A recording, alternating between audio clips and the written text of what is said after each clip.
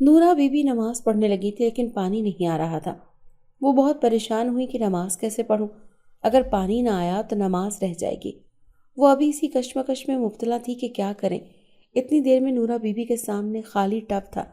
उसमें अचानक पानी आ गया और वो डर गई कि पानी कहाँ से आया। तो उसने देखा कि सामने कोई खड़ा है। वो खौफजदा हो गई कि ये कौन है। उसने कहा कि आपको डरने की कोई ज़रूरत नहीं है, मैं एक जिन हूँ। मैं हर रोज़ आपको नमाज पढ़ते देखता हूँ, तो आज आप नमाज की वजह से परेशान थी तो मैंने आपकी मदद कर दी। नूरा बीबी उस जिन की रहमदिली से बहुत मुतासिर हुई। अब वो जिन उनके पास रहने लगा और वो लोग समझने लगे कि नूरा बीबी के पास जो काम भी लेकर जाओ वो उसे अच्छा कर देती हैं।